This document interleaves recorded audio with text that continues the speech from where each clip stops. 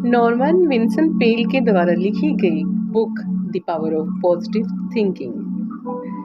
Norman अपनी book में काफ़ी चैप्टर लिखे हैं उन्होंने, लेकिन हम आज कुछ पेजेस की बात करेंगे कि कैसे ज़िंदगी जीनी है, कैसे आगे बढ़ना है, उन्नति की राह पर कैसे चलना है, किसके साथ जुड़ना है। ये उन्होंने बहुत अच्छे तरह से इस बुक में लिखा है। ये किताब जो है हमें पॉजिटिव थिंकिंग की तरफ बढ़ाती है कि हमें पॉजिटिव सोच कैसे रखनी है अपनी। तो सबसे पहले उन्होंने लिखा है कि सुपर नेचुरल पावर, इसको पहचानना है। दुनिया में अगर कोई दोस्त है अपना सच्चा, तो वो ईश्वर है। वो ईश्वर जब सब साथ छोड़ जाते हैं तो वो किसी न किसी रूप में हमारे साथ खड़ा होता है। दो दोस्त थे व्यापारी।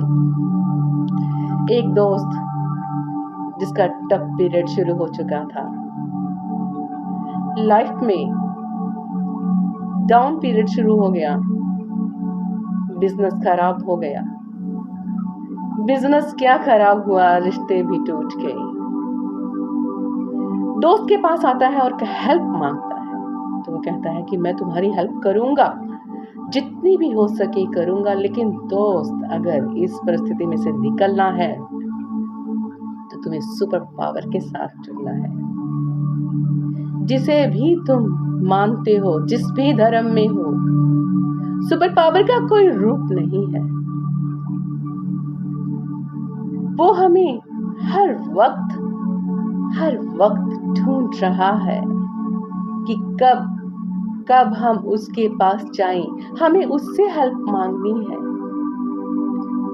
तो उसने कहा कि मैं कैसे उसको पहचानूं जब उसका कोई रूप ही नहीं है, कोई रंग ही नहीं है, कोई जात नहीं है, तो मैं कैसे पहचानूंगा। दोस्त, तुम जिस भी धर्म में हो, जिसको भी मानते हो, अपना कुछ टाइम निकालो उसके लिए, उसके साथ जुड़ो, मेडिटेशन करो और ये मत देखो कि मुझे क्या मिला है, किसी ने मेरे साथ क्या किया है।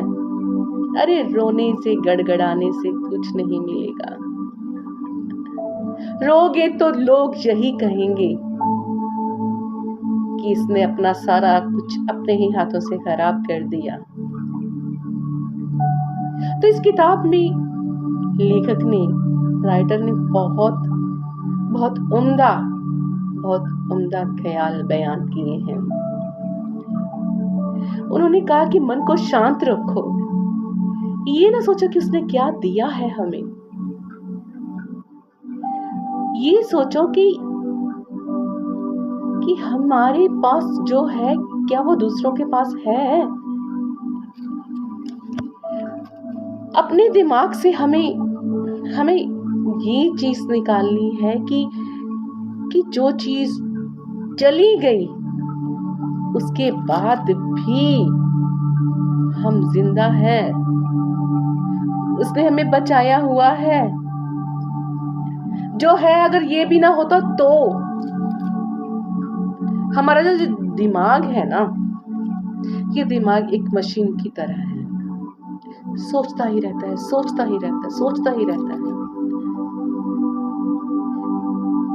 कभी कोई ख्याल बुनता है, कभी कोई ख्याल बुनता है, शांत नहीं होता। तो उन्होंने लिखा है कि इसको शांत करना सीखो, थोड़ी देर के लिए इसको शांत करो। कोई भी एनर्जी है, कोई भी एनर्जी जनरेट करनी है, कोई मशीन है, अगर उसमें एनर्जी जनरेट करनी है तो उस मशीन को पहले थोड़ी देर के लिए रोकोगे, फिर से ही उसे चलाओगे। अगर चलाते ही रहो तो क्या होगा। अब घर में मिक्सी है और उसमें मसाला कूटना शुरू कर दो और उसको रेस्ट नहीं तो कई बार देखा है कि हम मसाले कूट रहे होते हैं और मिक्सी को चलाते जाते एकदम से गर्म हो जाती है और फिर खराब हो जाती है। तो भैया दिमाग भी अपनी मशीन की तरह है, इसको थोड़ी देर रेस्ट देना होता है, हम रेस्ट नहीं देते। कई बार होता है नहीं हो पाती रेस्ट, जब हम डाउन पीरियड में जाते हैं अलग से ख्याल हम कोशिश करते हैं कि हम इससे निकलें, कैसे निकलें। लेकिन जब हम चारों तरफ देखते हैं कि हमारे साथ तो कोई खड़ा ही नहीं है, हमारा तो कोई अपना है ही नहीं, किसी से भी हेल्प की उम्मीद नहीं, तब हम शांत होते हैं। उसके लिए हमें एकांत चाहिए होता है, माहौल शांत चाहिए होता है। थोड़ी देर के लिए एक्सरसाइज करें, सैर करें, मेडिटेशन में बैठें, एक पेड़ के नीचे चले जाएं, थोड़ी देर के लिए ऑक्सीजन लें। तब जब हम प्रकृति में बैठेंगे थोड़ा मन भी शांत होगा। निरंतर ऊर्जा, अगर हमें निरंतर ऊर्जा चाहिए, अपने आप को अपनी एनर्जी जनरेट करनी है, एनर्जी जनरेट करने के लिए हमें उससे जुड़ना पड़ेगा जो कि सारी दुनिया को ऊर्जा दे रहा है, जिसने कि ये प्रकृति बनाई है, हमें बनाया है। अपने लिए हैप्पीनेस ढूंढनी है, खुशियां ढूंढनी है। हैप्पीनेस जनरेट कैसे होगी? सबसे पहले हमें ये देखना है कि हमारे पास क्या है। जो चला गया वो तो चला ही गया, लेकिन बचा क्या है? किससे हमें खुशी मिलती है?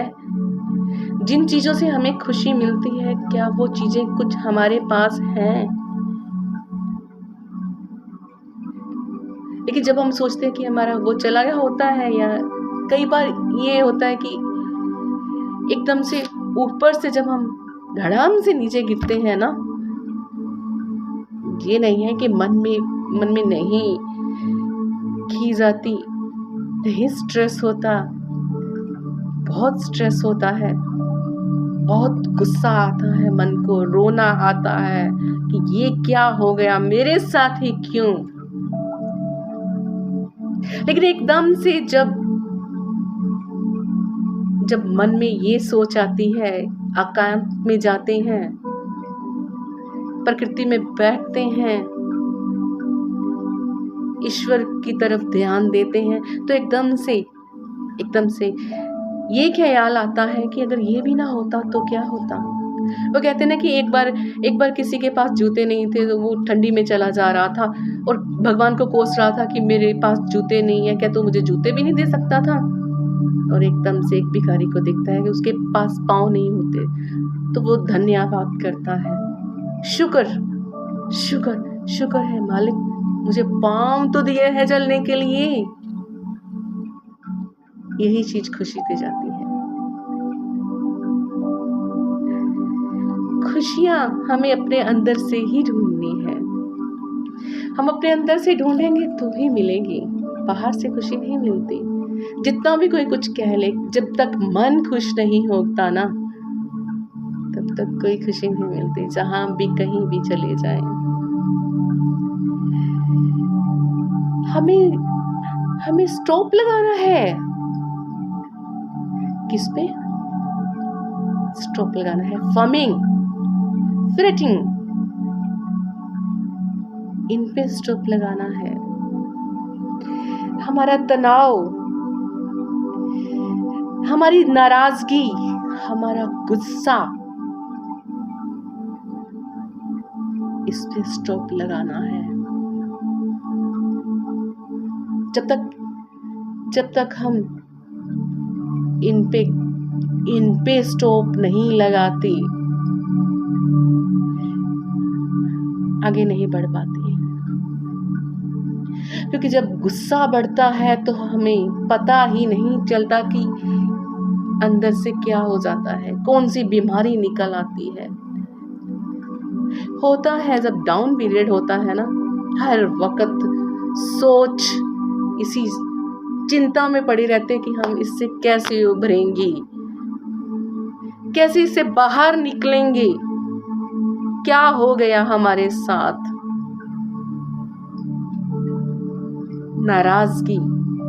नाराजगी करते हैं दूसरों से भी, बात बात पर झगड़ते हैं। होता है हमारे साथ, हमारे में ये कमियां भर जाती है, इन कमियों को निकालना है।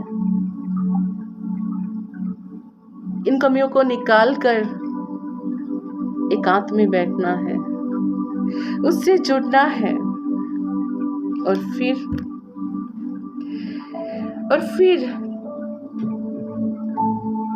सर्वश्रेष्ठ की उम्मीद करनी है।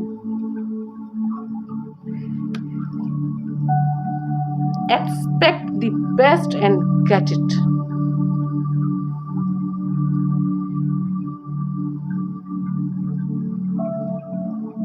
Yes, I can.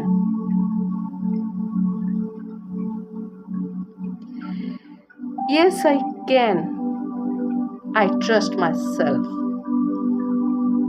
अपने ऊपर विश्वास रखना है। मैं कर सकता हूँ मैं कर सकता हूँ, मैं ये करूँगा, मैं आगे बढ़ूँगा। ये बात अंदर से लानी है। जब ये बात हम अंदर से लाएंगे तब ही कर पाएंगे।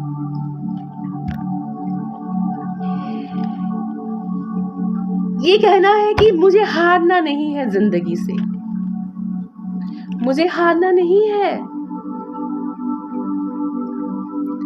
कई बार जिंदगी में चुनौतियां तभी आती है जब इंसान को उस भगवान ने कुछ बनाना होता है।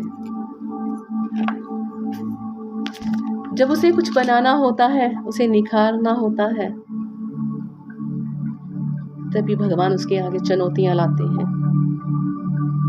उसे पता है, भगवान को वो लायक समझता है कि ये कुछ बनने के लायक है, मुझे मिलने के लायक है, तभी वो टफ पीरियड देता है, एकांत देता है। सोचो समझो क्या करना है, बढ़ो आगे। अपने अंदर की जो अपने अंदर कमियां हैं निकालो उसको। हमें अपने माइंड को खाली करना है। Empty your mind. चिंता करनी छोड़नी है, शुक्राना करना सीखना है। अब शुक्राना कैसे करेंगे? शुक्राना मेडिटेशन में बैठकर करेंगे।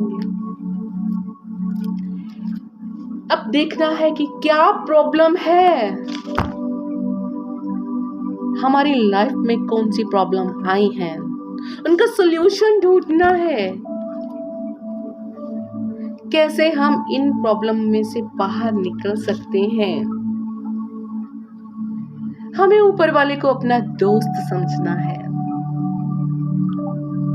क्योंकि जब सभी रास्ते बंद हो जाते हैं, हम तभी उस रास्ते पर चलना शुरू करते हैं जिससे कि हम आए हैं। ये तो सच्चाई है ना कि उसने हमें जन्म दिया है, मृत्यु भी होगी, लेकिन बीच की जो लाइफ है, हमारे कर्मों की वजह से जो भी कुछ बना है हमारी लाइफ का रील, अब उसका सल्यूशन भी तो उसने विवेक दिया है, उसको ढूंढना है। और जब हमें पता चलता है कि हमारा कोई दोस्त नहीं है, कोई अपना नहीं है जो कि हमारी हेल्प कर सके, अरे ये तो सच्चाई है तथापि तो तभी चलता है ना जब डाउन पीरियड होता है कि दोस्त कौन है। वो किसी ना किसी फरिश्ते के रूप में तब आता है जब हम उसे अपना दोस्त मानते हैं। और दोस्त को पूरा वक्त तो देना पड़ता है ना, दोस्ती निभानी पड़ती है। जब हम स्टेप आगे बढ़ाते हैं, जो कमियां हैं हमारे अंदर उसको निकालते हैं, तब उसकी तरफ अंदर से कदम पड़ने शुरू हो जाते हैं। फिर कहते हैं कि सुपर पावर को कैसे पहचाने हम।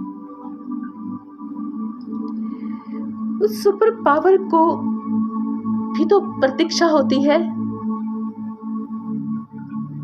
उसे यकीन है मेरे बच्चे मेरे पास आएंगे, प्रतीक्षा कर रहा है वो। लेकिन वही ना, अपने अंदर की कमियां निकालकर जब हम कदम बढ़ाते हैं उसकी तरफ, तो वो भी कदम बढ़ाना शुरू कर देता है।